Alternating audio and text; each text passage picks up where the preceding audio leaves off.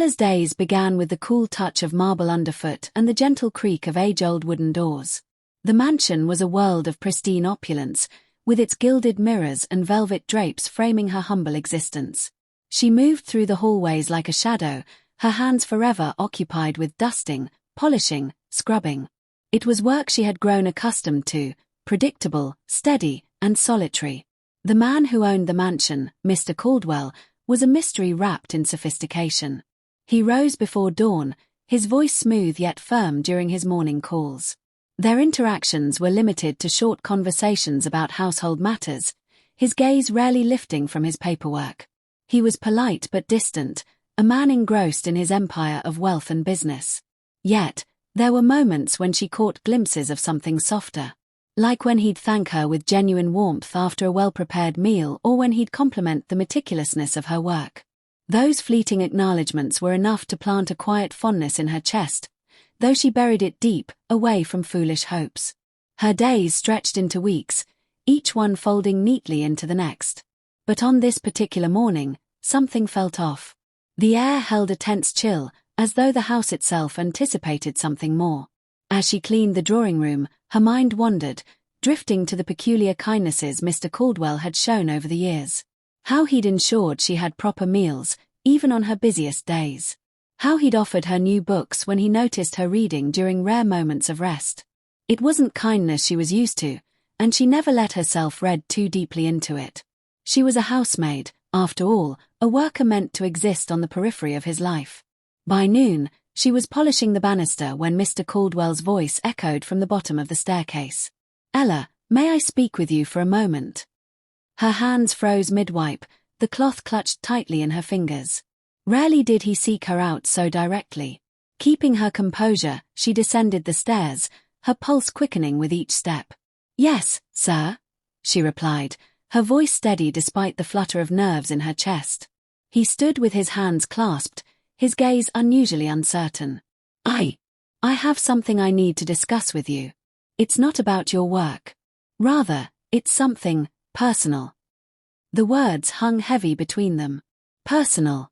Her fingers trembled slightly as she clasped them together, her eyes searching his face for a hint of what he intended to say. Mr. Caldwell's eyes held hers, not with the detached politeness she had grown accustomed to, but with something closer to hesitation. "Would you mind joining me in the study?" he asked, voice lower, almost tentative. "Of course," she replied, masking her confusion with obedience. Yet, as she followed him down the corridor, her mind raced with questions. Whatever this was, it was bound to change everything. The study was a room Ella rarely entered, a sanctum of leather-bound volumes and dark oak furnishings that smelled of polished wood and faint cigar smoke. Mr. Caldwell gestured toward a chair, his usual commanding presence softened by what appeared to be genuine anxiety. She settled into the seat, her back straight, hands folded neatly in her lap. He remained standing, pacing slowly before the fireplace as if the words he sought were hidden in the embers.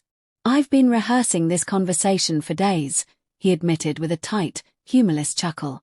"Yet, now that the moment's here, I find myself unprepared." Ella blinked, her fingers tightening around each other. This was not the poised, eloquent man she had grown used to serving. This was someone unguarded, vulnerable. "I need you to understand something," he continued, his eyes finally meeting hers. "Over the years, I've come to admire you greatly. Your dedication, your kindness, your unwavering grace despite the work you do. It's rare. Remarkable, even." Her throat tightened. Compliments were one thing, but this was something altogether different. His words felt heavier, carrying a gravity she couldn't dismiss. "I've grown to care for you, Ella," he confessed, his voice softer now, intimate. "More than I should have allowed myself to. More than mere admiration or gratitude could explain." Her pulse thudded wildly in her chest, confusion twisting with a surge of something dangerously close to hope. "Sir, I'm not sure I understand." He drew in a deep breath, steadying himself. "What I'm trying to say, rather poorly, is that I wish for you to be more than a mere employee in this house. I wish for you to be, by my side, as a companion, as someone I care for deeply." Ella's gaze dropped to her lap, her fingers trembling now. The room seemed to shrink around her, the air thick and unyielding. This was impossible. Unthinkable. "Forgive me if I've overstepped," he added quickly, the usual confidence replaced by genuine concern. "If my feelings are unwelcome, you are free to walk away. Nothing between us needs to change unless you wish it." His sincerity chipped away at her disbelief. The man before her wasn't the unreachable figure who ran the household with firm authority. He was someone offering his heart, however clumsily. "Why me?" she whispered, the words slipping out before she could catch them. "Because you are real," he replied, his gaze steady and unyielding. "You see me as a man, not just a title. And I see you, Ella. Not just as someone who cleans my home, but as someone whose presence I cherish." Her chest tightened, warmth blooming where cold practicality once resided. The sensible thing would be to refuse, to retreat back into the safety of routine. But sense had little power against the yearning in her heart. "Yes," she breathed, her voice trembling yet resolute. I feel the same." His shoulders relaxed, a relieved smile breaking through the tension.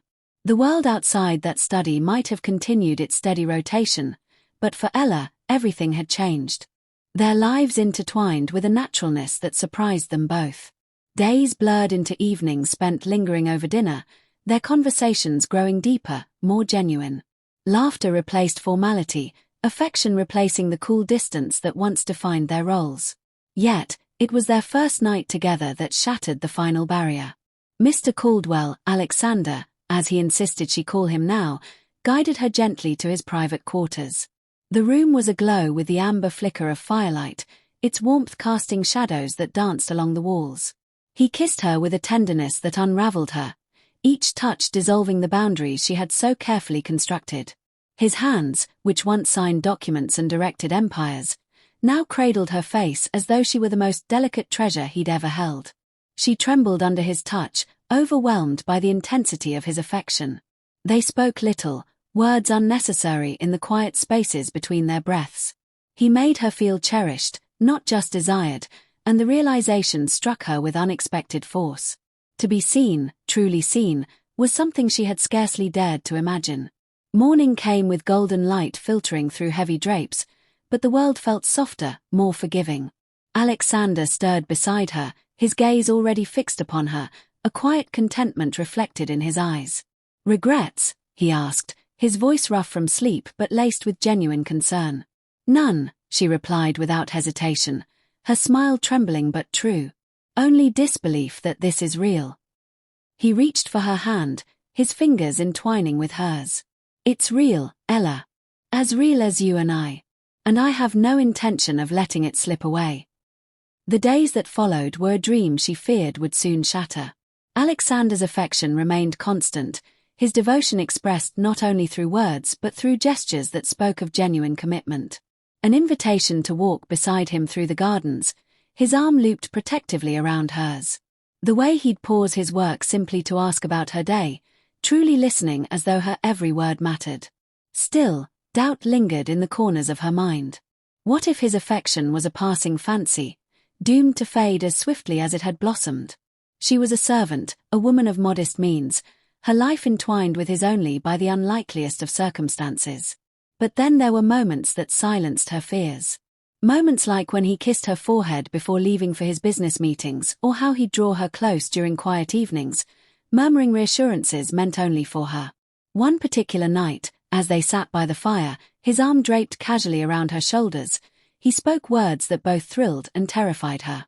"Ella, I need you to know that what I feel for you is not something born of convenience or novelty.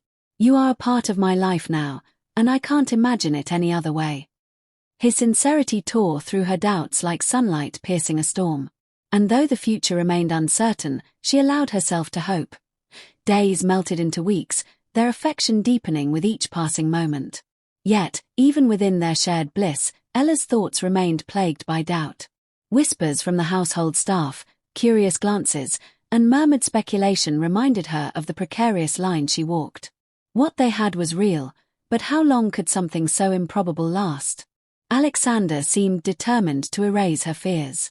His gestures were never grandiose, but profoundly meaningful. He shared his world with her, not just the luxuries of his estate, but his vulnerabilities, his ambitions, and the quiet worries he rarely voiced. In his presence, she felt less like a servant and more like an equal. But the question of their future lingered like a shadow, ever present. One evening, as the rain drummed steadily against the windows, she found herself pacing the drawing room, her thoughts a tangled web of desire and doubt.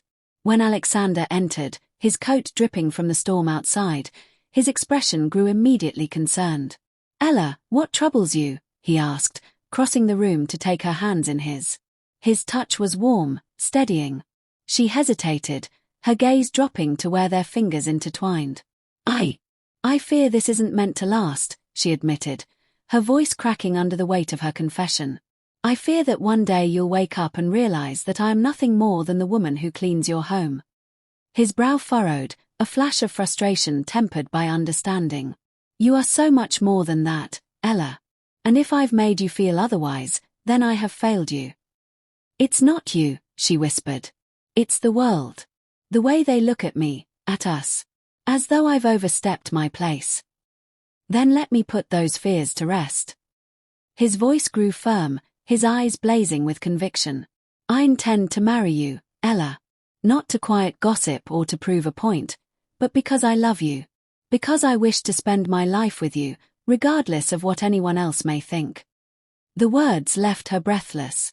She searched his face for any sign of hesitation, but all she found was sincerity. "You truly mean that?" "With all that I am." His hand cradled her cheek, his thumb tracing the curve of her jaw.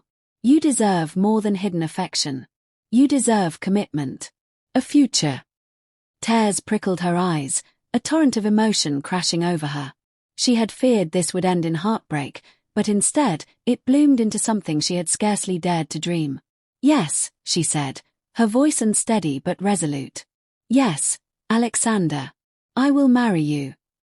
Relief flooded his features, his smile bright enough to outshine the rain-lashed darkness outside. His embrace was immediate, fierce, as if he feared she might vanish from his arms. But she wasn't going anywhere. Not now. The doubts and fears would resurface, she knew. But together, they would face whatever came next. And for the first time, she truly believed they would be enough.